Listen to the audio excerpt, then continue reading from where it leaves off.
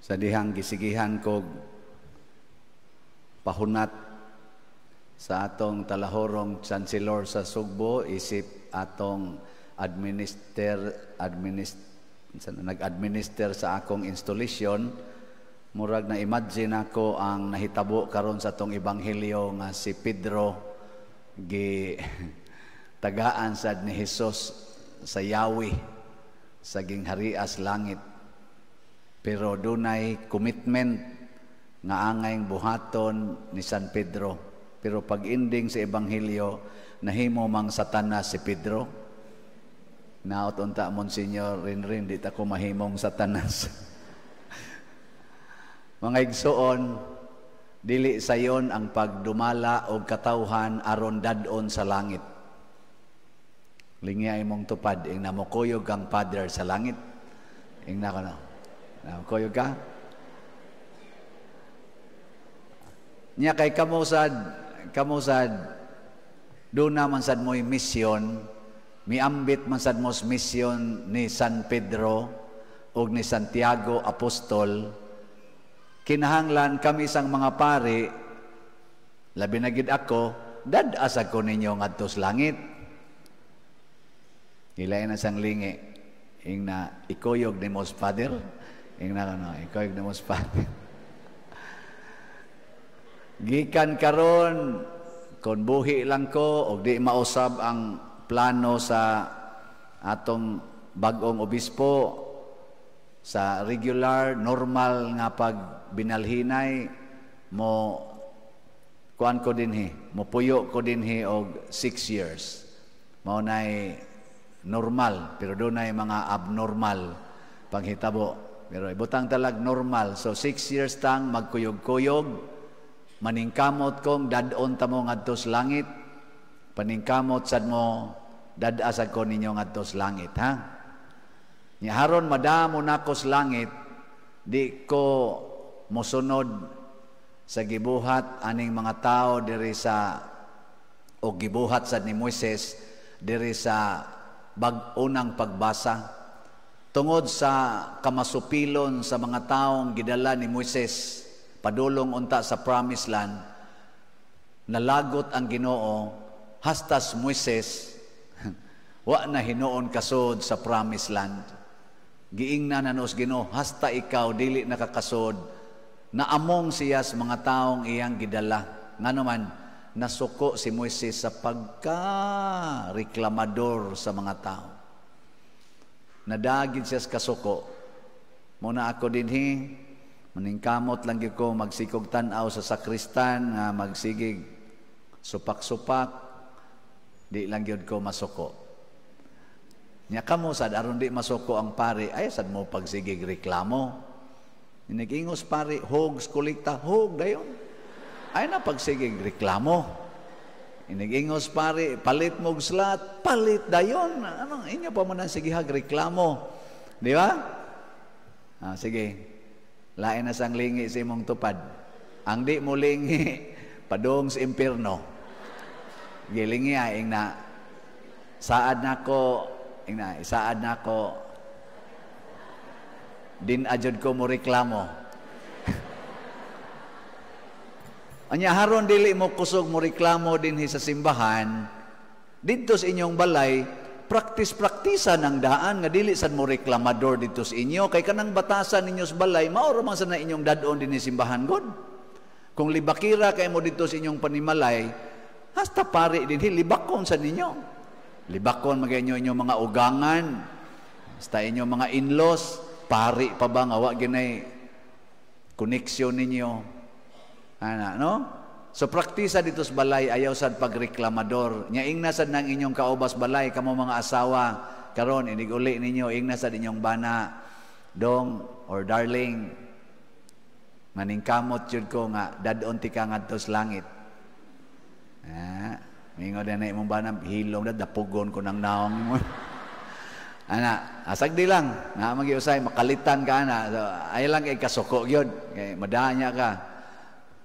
Mga igsoon sa ako dinhing pagdumala ninyo sugod aning si Manaha akong usbon nga doon ako'y mga prinsipyo nga akong gisunod, akong gipaningkamutan pagbuhat, ug mao na siniya akong gibuhat didto sa akong lain nga mga assignments, labi na gyud sa unang parokya nga akong gidumala, ang San Vicente Ferrer Parish, Liloan.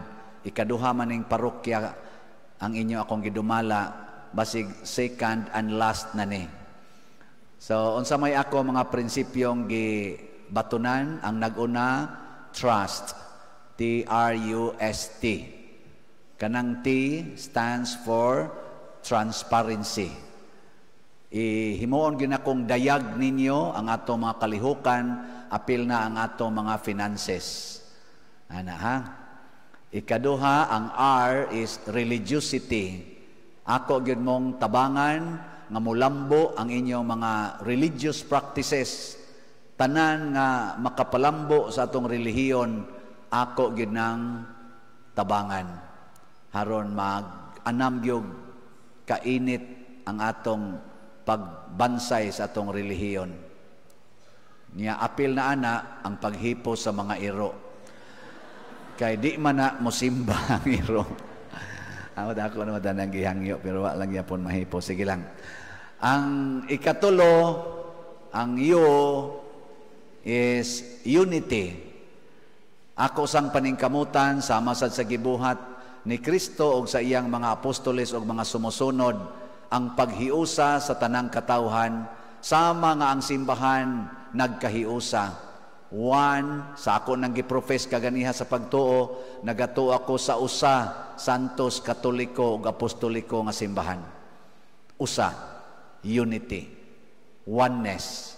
Mo nang di jud ko mo tubay anang mga libak-libak kanang dinautay, maningkamot ko nga di ko motubay ana. Makighiusa ko ninyo nga akong parishioners, makighiusa ko sa laing lugar, sa laing mga parokya, makighiusa ko, maningkamot ko makighiusa sa atong mga LGUs, mga barangay officials sa atong dinis munisipyo. Pasalamat kong di aron sila dire. Murag wa sad ni sila kalagot tingay sa mga pari mo nang di ayon town. Salamat kay ninyo ana. Di asa dire ako mga suod og uban pa. Ang S is service. Alagad. Alagad, pasabot, dili ko magsigig sugo. Magsigi lang ko og hangyo. Muna mo hangyo ko, palit mo slat, ana.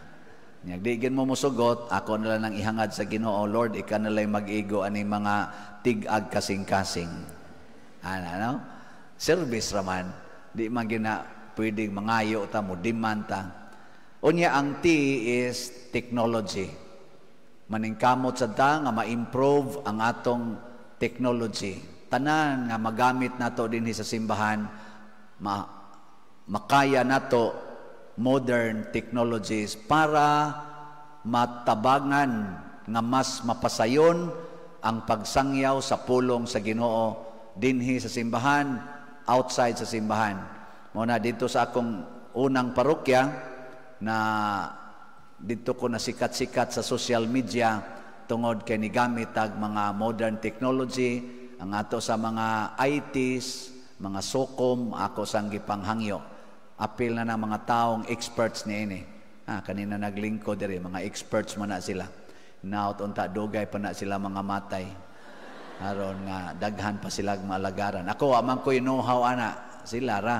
Igo ra ko muyaw-yaw pero mo na mo facilitate ko para sa technology. Nya ang ikaduhang prinsipyo in support ni ining trust is SIBO, ang acronym SIBO. Kaya naman ta sa SIBO. So trust SIBO. Unsa man ang C, clean, limpyo.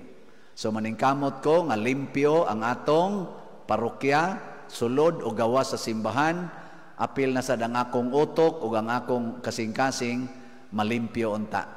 Daghan kay nangumusta nako pag primero na kong adlaw dire katong pag-report nako atong Pitsa 5 pagkaugma gahapon daghang ni text nga Father nakatog ra kag tarong Nako, paghigda nako, way 5 minutos, hagok nako. Siya hala no, anak mo na, basta limpyo kay kagunahona, limpyo kag kasing-kasing, dali kay kakatog.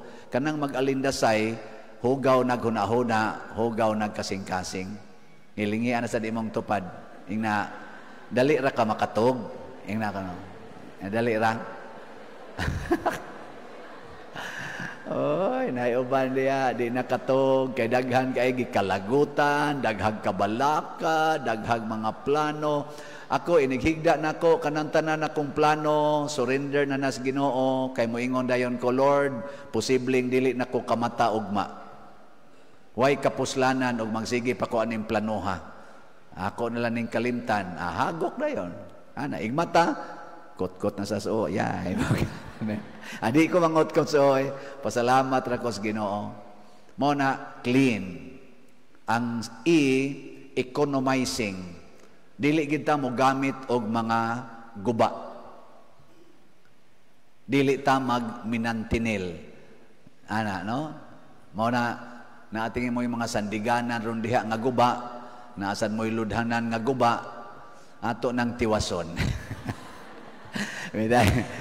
Nung paka, nung gubaon, sa siguro ng microphone na. Bitaw ganin. Naipipilang mga guba na to din. So, hinahinaya na tong ayo. Ning kamot ang dili gid unta gubaon nya economizing kay kanang kung gubaon daghan kay maamong pananglitan ron dia masunggat imong sampot o na titanos dako kay gasto hurot imong kwarta gamit sad mig sakyanan pananglitan unya gubaon kay mantinilan lang wa gyud ayuha mahaybol dito dapdap awa na tugpata dito sa sunudan ng lugar tag-ubi. Malamasan tag-ubi dito. Ayun, ginasya. Kotob sa mahimo. Onya, sa mantoy sunod. B. Kanin, nindot kani, beautiful. Tanawa to mga asirits, puros gina beautiful. Among i-reject ang bati. Dili, oy. Ang beautiful, dili na sa Curtis naong. Naidaghang tao, nindot kay Curtis naong, mahadlo ka magtanaw. Labi na mga gwapa kayo, gwapo kayo, maningilay utang. So, kabuang kagdagan, ikakita ni mo, na nasa buang dako. Kinsa man unsa man ang beautiful, kanang attractive sa atong mata o sa atong kasing-kasing. Muna, himuon nato ang tanan sa atong mga structures, sa atong mga binuhatan o kitang mga katawhan nga mahimutang attractive to others. Unya unsaon man ang pagpuyo, hinahanglan gyud naa ang mga hiyas nga Diosnon. Ang mga batasan nga Diosnon. Ug unsa may batasan nga Diosnon?